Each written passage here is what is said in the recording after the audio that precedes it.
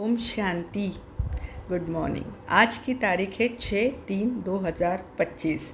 प्रातः मुरली ओम शांति। तो देखते हैं आज प्यारे मीठे बाबा हमें क्या समझाने दे रहे हैं।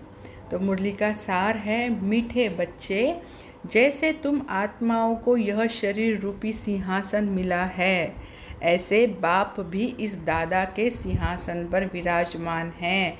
उन्हें अपना सिंहासन नहीं है ना। तो हमारे बाबा जो निराकार है उनको अपना शरीर तो नहीं है ना, तो वो इसलिए ब्रह्मा बाबा का तन द्वारा हमें मुरली पढ़ाते हैं, सिखाते हैं, समझाते हैं। तो बाबा क्या बोल रहे हैं आज कि तुम्हें भी ये शरीर जो है वो एक सिंहासन मिला है, अपनी आत्मा का ये सिंहासन है, हमारा अकाल तख्त है ना। तो वैसे बाबा का अकाल तख्त कौन है? ब्रह्मा बाबा। प्रश्न है, जिन बच्चों को ईश्वरीय संतान की स्मृति रहती है उनकी निशानी क्या है? तो देखिए कितना सुंदर क्वेश्चन है कि जिन बच्चों को ईश्वरीय संतान की स्मृति रहती है ना। तो लौकिक में तो हमें ये स्मृति रहती ना कि मैं फलाने का बच्चा हूँ, बेटा हूँ, बेटी हूँ। यह स्मृति हमें सदैव याद रहती कि हाँ फलाना मेरा नाम है, ये है। पर हमें अगर ईश्वरीय संतान की अगर स्मृति रहेगी तो उन बच्चों की बाबा ने आज हमें निशानियाँ बताई है। तो पहला है उनका सच्चा लव एक बाप से होगा। ईश्वरीय संतान कभी भी लड़ेंगे झगड़ेंगे नहीं और उनकी कुदृष्टि कभी नहीं हो सकती। तो 3 पॉइंट्स बताए हैं बाबा ने। एक, बाप से सच्चा लव होगा, वो कभी लड़ेंगे झगड़ेंगे नहीं और उनकी कुदृष्टि नहीं होगी। तो ये 3 जो क्वालिटी जिस आत्मा में होगी वो सदा ईश्वरीय संतान के नशे वाली आत्मा है। तो सभी अपने आप से आज चेक करेंगे कि मैं आत्मा इस स्मृति में रहने वाली हूँ या नहीं हूँ। क्या मुझे नशा है कि मैं ईश्वरीय संतान हूँ? तो जब ब्रह्म कुमार कुमारी अर्थात बहन भाई बने तो गंदी दृष्टि जा नहीं सकती। गीत है, छोड़ भी दे आकाश सिंहासन। ओम शांति। अब बच्चे जानते हैं बाबा ने आकाश सिंहासन छोड़कर अब दादा के तन को अपना सिंहासन बनाया है। दादा यानी हमारे ब्रह्मा बाबा, वह छोड़कर यहाँ आकर बैठे हैं। परम धाम छोड़कर बाबा कहाँ आकर बैठ गए? ब्रह्मा बाबा के अकाल तख्त पर, उनके भ्रुकुटी के मध्य है ना, उनका सिंहासन लेके बाबा बैठे हैं। यह आकाश तत्व तो है जीव आत्माओं का सिंहासन है ना। आकाश तत्व में तो सारे पशु पक्षी जो है वो घूमते रहते हैं। आत्माओं का सिंहासन है वह महत्व तत्व, जहाँ तुम आत्माएं बिगर शरीर रहती थी है ना। मतलब हम परमधाम में कैसे रहते हैं? न अंगे, मतलब हमें जहाँ अंग नहीं है वहाँ हम वैसे रहते हैं परमधाम में। छोटी सी निराकार एक बिंदु के स्वरूप में हम परमधाम में रहते हैं। जैसे आकाश में सितारे खड़े हैं ना, वैसे तुम आत्माएं भी बहुत छोटी छोटी वहाँ रहती हो। तो सभी अपने सामने परमधाम का, अपने घर का दृश्य लाएंगे कि मैं आत्मा मेरे बाबा के साथ परमधाम में सबसे करीब मैं चमकता हुआ सितारा परमधाम में स्थित। तो सभी अनुभव करेंगे अपने घर को, अपने बाबा के साथ स्वयं को। ओम शांति। तो आत्मा को दिव्य दृष्टि बिगड़ देखा नहीं जा सकता। तुम बच्चों को अभी यह ज्ञान है। जैसे स्टार कितना छोटा है वैसे आत्माएं भी बिंदी मिसल है। अब बाप ने सिंहासन तो छोड़ दिया है। बाप कहते हैं तुम आत्माएं भी सिंहासन छोड़कर यहाँ इस शरीर को अपना सिंहासन बनाती हो। तो हम जब परमधाम से नीचे आते हैं तो हम शरीर धारण करते हैं। तो हम आत्मा का ये हमारा शरीर जो है, हमारा अकाल तक भ्रुकुटी, ये सिंहासन हो गया है जहाँ हम आत्माएं विराजमान हैं। मुझे भी ज़रूर शरीर चाहिए, मुझे बुलाते ही है पुरानी दुनिया में। गीत है ना दूर देश का रहने वाला। तुम आत्माएं जहाँ रहती हो वह है तुम आत्माओं और बाबा का देश। तो हम परमधाम के निवासी हैं ना। जैसे हमारे बाबा परमधाम के निवासी है वैसे हम आत्माएं भी परमधाम के निवासी है। मुरली सुनते सुनते, पढ़ते पढ़ते विजुलाइज अगर हम करेंगे तो मुरली हमारा याद रहेगा। तो फिर तुम स्वर्ग में जाते हो जिसकी बाबा स्थापना कराते हैं। बाप खुद उस स्वर्ग में नहीं आते, है ना। तो बाबा हमारे लिए इतना सुंदर घर बनाते हैं और जैसे बच्चों को भेज देते कि जाओ बच्चों को करो, एंजॉय करो, और पर खुद नहीं आते हैं, है ना। तो है ना, वो एक सॉन्ग भी है ना कि कहाँ मिलेगा बाबा ऐसा सतयुग में तेरा प्यार। तो जब वो सॉन्ग भी अगर हम सुनते हैं, वो गीत, तो देखिए जैसे आँखों में पानी आ जाता है कि कहाँ मिलेगा बाबा सतयुग में तेरा प्यार। सच्ची में ना, जो बाबा हमें प्यार देते हैं वो कहीं नहीं, कोई नहीं दे सकता हमें अपने बाबा जैसा इतना सच्चा प्यार। सच में कोई नहीं कर सकता। और उस सतयुग में आधा कल्प वो हमारे साथ, आधा कल्प क्या पूरे कल्प वो हमारे साथ नहीं होते। भक्ति में तो होते हैं पर हमें याद नहीं रहती, सिर्फ संगम में इतने से छोटे से युग में वो हमारे साथ रहते हैं। तो कितना भरपूर कर लेना चाहिए हमने अपने आप को कि बाबा आप तो हमें बाद में कभी नहीं मिलोगे, कितने 5000 साल आपका वेट करना पड़ेगा आपसे मिलने का। इतना भरपूर आप प्यार देते हो, पालना देते हो, निस्वार्थ, जहाँ 1% का भी स्वार्थ नहीं है। ऐसा प्यार हमें सिर्फ एक संगम युग पे मिलता है। तो आगे बाबा कहते हैं, बाप खुद उस स्वर्ग में नहीं आते, खुद तो वाणी से परे वानप्रस्थ में जाकर रहते हैं। स्वर्ग में उनकी दरकार नहीं, वह तो दुख सुख से न्यारे है ना।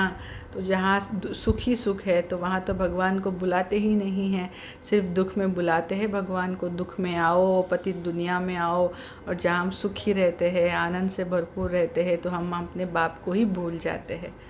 तुम तो सुख में आते हो तो दुख में भी आते हो। अभी तुम जानते हो हम ब्रह्म कुमार कुमारियाँ बहन भाई है, एक दो में कुदृष्टि का ख्याल भी नहीं आना चाहिए। यहाँ तो तुम बाप के सम्मुख बैठे हो, आपस में बहन भाई हो। पवित्र रहने की युक्ति देखो कैसी है। देखो अभी बाबा क्या बोल रहे हैं कि युक्ति बाबा ने बतलाई है कौन सी, कि तुम तो आपस में कौन हो, भाई बहन हो, तो तुम्हारे में कुदृष्टि नहीं होनी चाहिए।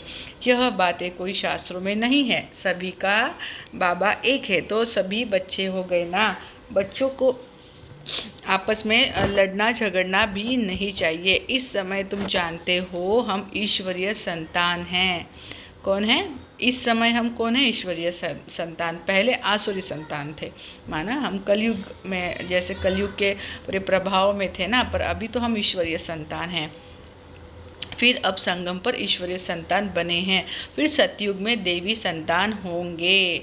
यह चक्र का बच्चों को मालूम पड़ा है। तुम ब्रह्म कुमार कुमारियाँ हो, फिर कभी कुदृष्टि जाएगी नहीं। सतयुग में कुदृष्टि होती नहीं, कुदृष्टि रावण राज्य में होती है। तुम बच्चों को सिवाय एक बाप के और कोई की याद नहीं रहनी चाहिए।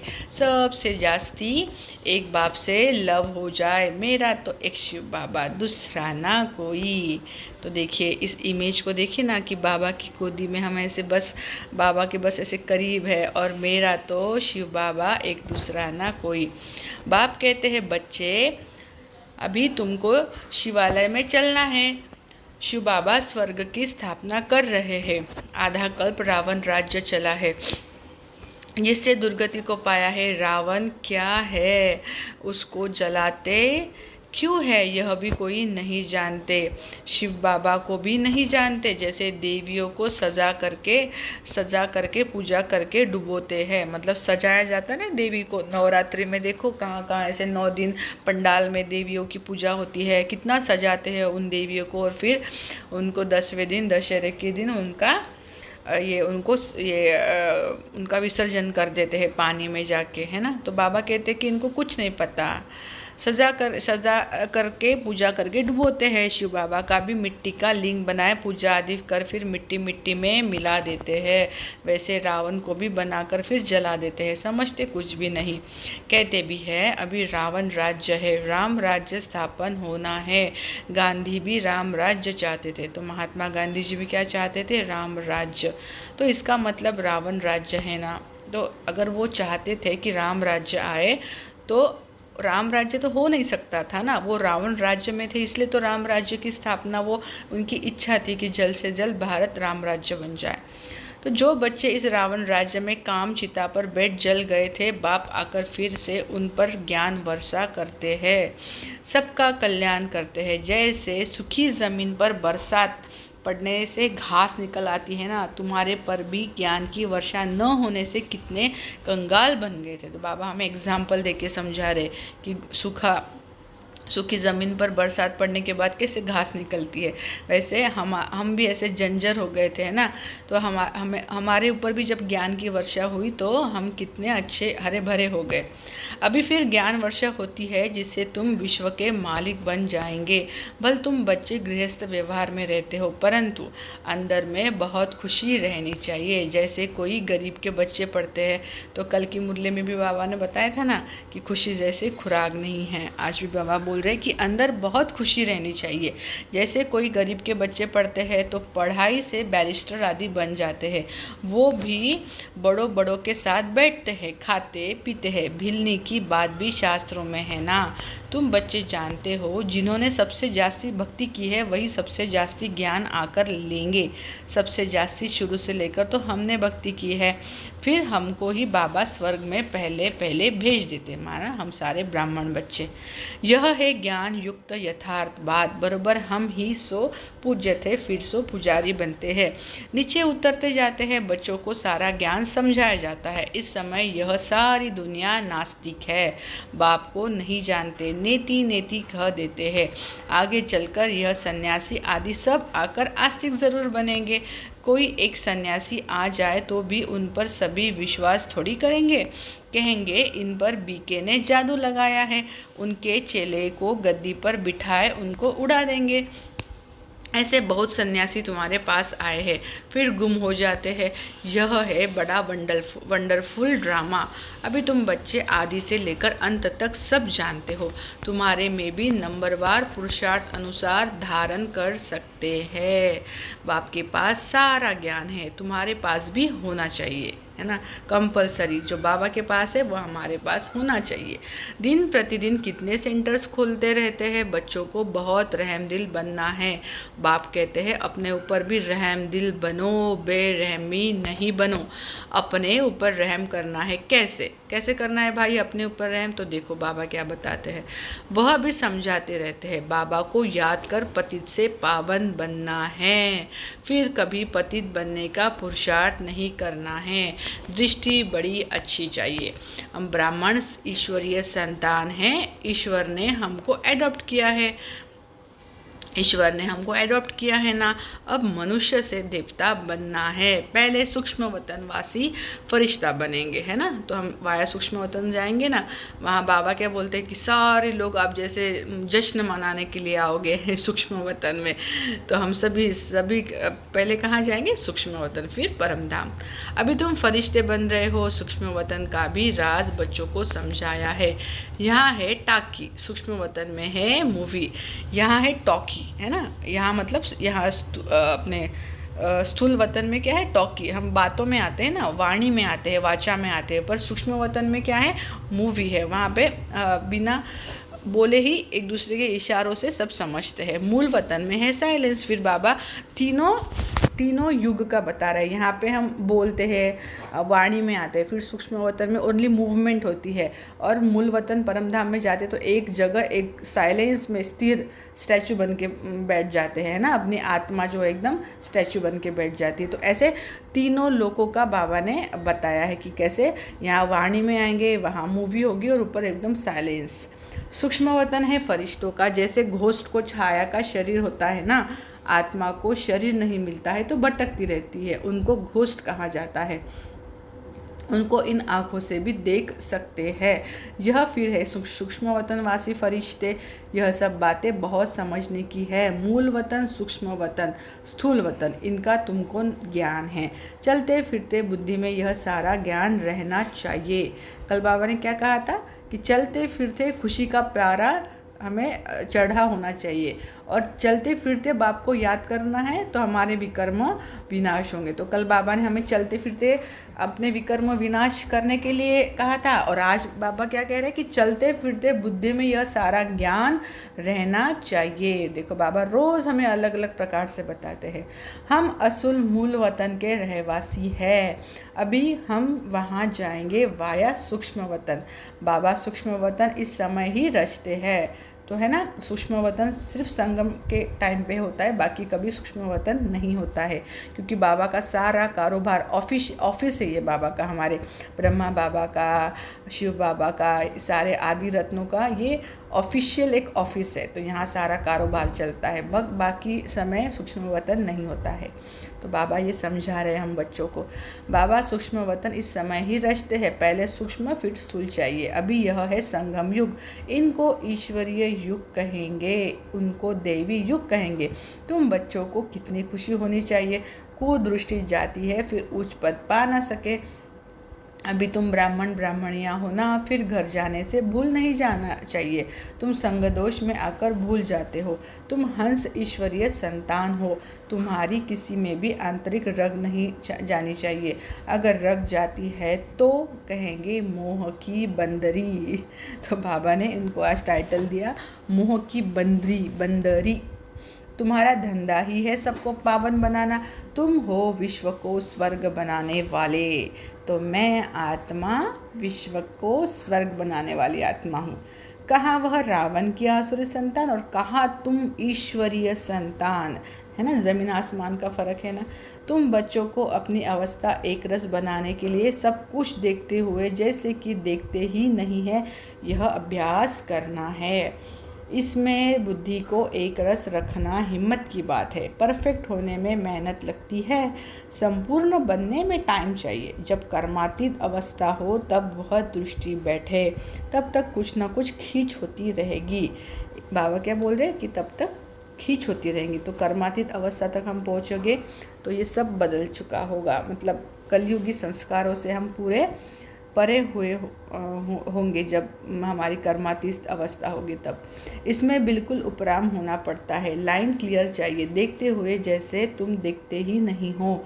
ऐसा अभ्यास जिसका होगा वही ऊंच पद पाएंगे। अभी वह अवस्था थोड़ी है। सन्यासी तो इन बातों को समझते भी नहीं हैं, यहाँ तो बड़ी मेहनत लगती है। तुम जानते हो हम भी इस पुरानी दुनिया का संन्यास कर बैठे हैं, है ना। तो हम भी इस पुरानी दुनिया से, जैसे वैरागी है ना, कि पुरानी दुनिया का हमें इतना, हम उसमें अभी नहीं जाते हैं ना।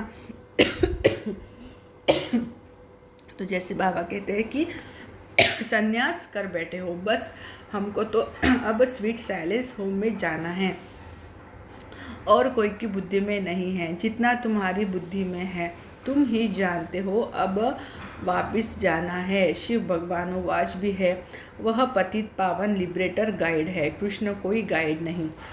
इस समय तुम भी सबको रास्ता बताना सीखते हो, इसीलिए तुम्हारा नाम पांडव रखा है। तुम पांडवों की सेना है। अभी तुम देही अभिमानी बने हो, जानते हो अब वापिस जाना है, यह पुराना शरीर छोड़ना है। सर्प का मिसाल, भ्रमरी का मिसाल, यह सब है तुम्हारे इस समय के। तुम अभी प्रैक्टिकल में हो, वह तो यह धंधा कर न सके। तुम जानते हो यह कब्रिस्तान है, अब फिर परिस्तान बनना है। तुम्हारे लिए सब दिन लकी है ना। तो ड्रामा क्या है, कल्याणकारी है। तो हमारे लिए क्या है, सब दिन हमारे लिए लकी वाले हैं। तुम बच्चे सदैव लकी हो। गुरुवार के दिन बच्चों को स्कूल में बिठाते हैं, यह रस्म चली आती है। तुमको अभी वृक्षपति पढ़ाते हैं, यह बृहस्पति की दशा तुम्हारी जन्म जन्मांतर चलती है। यह है बेहद की दशा। भक्ति मार्ग में हद की दशा चलती है, अभी है बेहद की दशा। तो पूरी रीति मेहनत करनी चाहिए। लक्ष्मी नारायण कोई एक तो नहीं है ना, उन्हों की तो डिनाइस्टी होगी ना, ज़रूर बहुत राज्य करते होंगे। लक्ष्मी नारायण की सूर्यवंशी डिनाइस्टी का राज्य चला है, यह बातें भी तुम्हारी बुद्धि में हैं। तुम बच्चों को यह भी साक्षात्कार हुआ है कि कैसे राज तिलक देते हैं। तो बाबा ने यह भी साक्षात्कार दादियों को कराया था कि कैसे वहाँ पे पूरा वो फंक्शन होता है राज तिलक का, वो सारा साक्षात्कार बाबा ने कराया है। सूर्यवंशी फिर चंद्रवंशी को कैसे राज्य देते हैं। माँ बाप बच्चे का पाँव धोकर राज तिलक देते हैं, राज्य भाग्य देते हैं। यह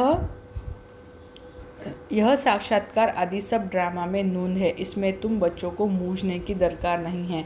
तुम बाप को याद करो, स्वदर्शन चक्रधारी बनो और दूसरों को भी बनाओ। तुम हो ब्रह्मा मुख वंशावली, स्वदर्शन चक्रधारी सच्चे ब्राह्मण। शास्त्रों में स्वदर्शन चक्र से कितनी हिंसाएं दिखाई है। अभी बाप तुम बच्चों को सच्ची गीता सुनाते हैं। यह तो कंठ कर लेनी चाहिए। कितना सहज है। तुम्हारा सारा कनेक्शन है ही गीता के साथ। गीता में ज्ञान भी है तो योग भी है। तुमको भी एक ही किताब बनाना चाहिए। योग का किताब अलग क्यों बनाना चाहिए? परंतु आजकल योग का बहुत नामाचार है, इसलिए नाम रखते हैं ताकि मनुष्य आकर समझे। आखिर यह भी समझेंगे कि योग एक बाप से लगाना है। जो सुनेंगे वह फिर अपने धर्म में आकर ऊंच पद पाएंगे। अच्छा, मीठे मीठे सिकलरे बच्चों प्रति माता पिता बाप दादा का याद प्यार और गुड मॉर्निंग। रूहानी बाप की रूहानी बच्चों को नमस्ते। हम रूहानी बच्चों की रूहानी माता पिता बाप दादा को याद प्यार, गुड मॉर्निंग और नमस्ते बाबा, नमस्ते। शुक्रिया बाबा, शुक्रिया। धारणा के लिए मुख्य सार है। पहला, अपने ऊपर आपे ही रहम करना है। अपनी दृष्टि बहुत अच्छी पवित्र रखनी है। ईश्वर ने मनुष्य से देवता बनाने के लिए एडॉप्ट किया है, इसलिए पतित बनने का कभी ख्याल भी न आए। Point to be noted. इसलिए पतित बनने का कभी ख्याल भी ना आए। सेकंड पॉइंट है, संपूर्ण कर्मातीत अवस्था को प्राप्त करने के लिए सदा उपराम रहने का अभ्यास करना है। इस दुनिया में सब कुछ देखते हुए भी नहीं देखना है। इसी अभ्यास से अवस्था एकरस बनानी है। आज का वरदान है, हर कदम में पद्मों की कमाई जमा करने वाले, हर कदम में पद्मों की कमाई जमा करने वाले, सर्व खजानों से संपन्न व तृप्त आत्मा भव। विस्तार है। जो बच्चे बाप की याद में रहकर हर कदम उठाते हैं, वह कदम कदम में पद्मों की कमाई जमा करते हैं। तो बाबा ने कल कहा था ना, हर कर्म करने के पहले मुझ एक बाप को याद करो और आत्मा समझकर करो। तो बाबा आज क्या कह रहे हैं कि बाप की याद में रहकर हर कदम उठाओ। तो बाबा अलग अलग तरीके से हमें बताते हैं कि बच्चे कोई तो ये ऑप्शन ढूंढे। बाबा हर एक ऑप्शन हमें देते कि बच्चे ऐसे नहीं ऐसे करो, ऐसे नहीं ऐसे करो, पर करो। तो अलग अलग रीति बाबा एक बात समझाते, कितना वैरायटी करा करा के हमें समझाते कि देखो कल क्या बोल रहे थे कि हर कर्म करने के पहले समझो कि मैं एक आत्मा हूँ और ये काम कर रही हूँ इस शरीर के द्वारा, है ना। तो हम मतलब आत्मिक स्थिति में रहेंगे। और आज बाबा ने क्या कहा है कि बाप की याद में रहकर हर कदम उठाओ, है ना, तो वो अपनी कमाई होगी। तो वही ना कि आत्मिक स्थिति, हम आत्मा समझे तो परमात्मा तो याद आ ही जाएगा। तो बाबा एक बात को कितने अलग अलग वैरायटी से हमें समझाते हैं कि किस बच्चों को कोई बात अच्छी लगे और वो धारणा करके ले। तो भाई टीचर है वो हमारे सुप्रीम टीचर, उनके पास तो सभी अलग अलग टैक्स तो होंगे ही, है ना। इस संगम पर ही पद्मों के कमाई की खान मिलती है। संगम युग है जमा करने का युग। अभी जितना जमा करना चाहो उतना कर सकते हो। एक कदम अर्थात एक सेकंड भी बिना जमा के न जाए, अर्थात व्यर्थ न हो। सदा भंडारा भरपूर हो। अप्राप्त नहीं कोई वस्तु, ऐसे संस्कार हो। जब अभी ऐसी तृप्ति व संपन्न आत्मा बनेंगे तब भविष्य में अखुट खजानों के मालिक होंगे। आज का स्लोगन है, कोई भी बात में अपसेट होने के बजाय नॉलेजफुल की सीट पर सेट रहो। मातेश्वरी जी के अनमोल महावाक्य है आज, आधा कल्प ज्ञान ब्रह्मा का दिन और आधा कल्प भक्ति मार्ग ब्रह्मा की रात। तो जैसे आप यहाँ देख सकते हैं ना कि आधा कल्प ब्रह्मा का दिन और ये ब्रह्मा की रात है ना, ये यहाँ पे दिखाया गया है। तो जैसे आधा कल्प है ब्रह्मा का दिन, आधा कल्प है ब्रह्मा की रात। अब रात पूरी हो सवेरा आना है। अब परमात्मा आकर अंधियारे की अंत कर सोजरे की आदि करता है। ज्ञान से ही रोशनी, भक्ति से ही अंधियारा। ज्ञान क्या है? रोशनी है। और भक्ति क्या है? अंधियारा। गीत में भी कहते हैं ना, इस पाप की दुनिया से दूर कहीं ले चल, चित चैन जहाँ पावे। तो अगर ऐसे कह रहे हैं गीत में तो यहाँ से दूर लेके चल, मतलब यहाँ कुछ तो भी दुख है ना। अगर सुख होता तो क्यों ऐसे गीत गाते भगवान के आगे जाकर। यह है बेचैन दुनिया जहाँ चैन नहीं है, मुक्ति में न है चैन, मुक्ति में न है चैन न है बेचैन। जब मुक्ति में आत्मा रहती है वहाँ ना चैन है ना बेचैन है। वो तो वहाँ एकदम ऐसे स्टैचू बन के होती है ना, मतलब स्थिर रहती है। वहाँ उसको ना सुख है ना दुख है।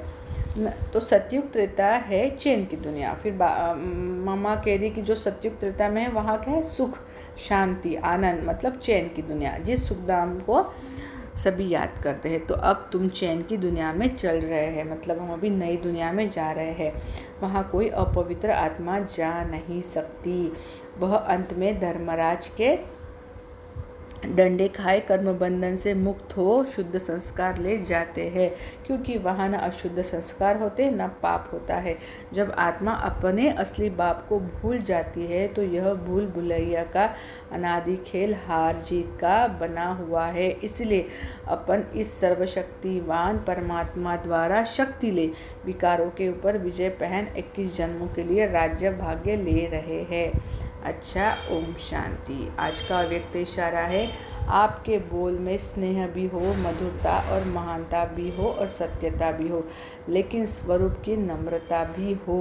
तो हमारे बोल में कौन सी चीज़ें चाहिए? स्नेह, मधुरता, महानता, सत्यता और स्वरूप की नम्रता। तो ये पांच बातें हमारे बोल में चाहिए। तो निर्भय होकर अथॉरिटी से बोलो, लेकिन बोल मर्यादा के अंदर हो, दोनों बातों का बैलेंस हो।